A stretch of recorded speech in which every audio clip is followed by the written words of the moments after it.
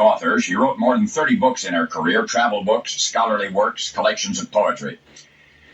And yet, despite that tremendous literary effort, not one of Katie's ponderous tomes is celebrated today.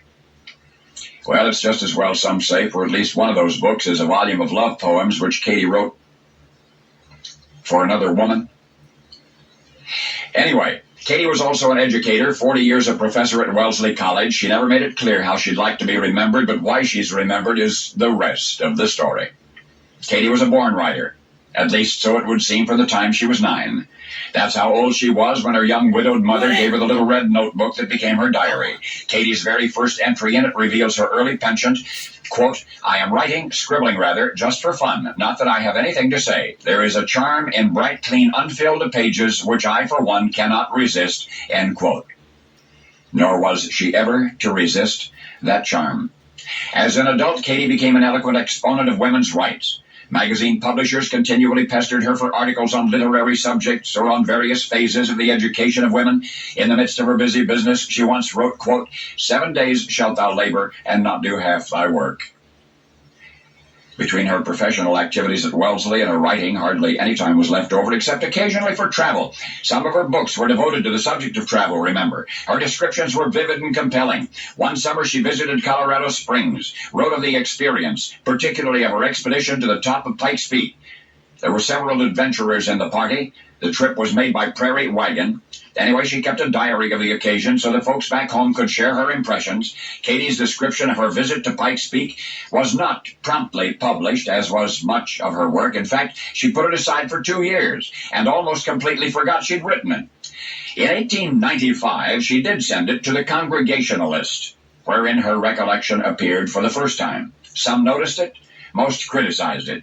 Katie pondered the criticisms and rewrote the piece, and republished it in the Boston Evening Transcript almost a decade later. Still, her readers were not satisfied with Katie's recorded vision from the summit of Pikes Peak. Inaccurate rhyme, a few complained. A letdown, others insisted. Yet the most common objection was to a solitary word considered hackneyed in this context, the word beautiful.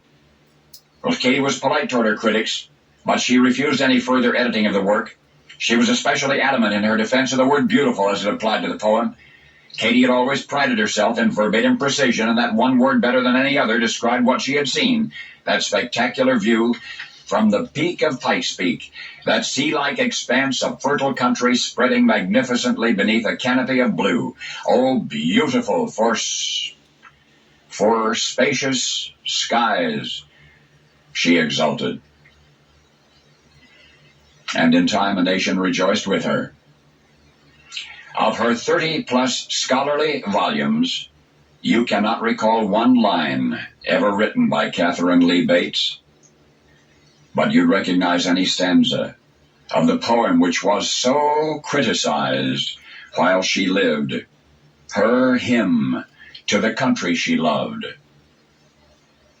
the poem she called America the Beautiful. And now you know the rest of the story.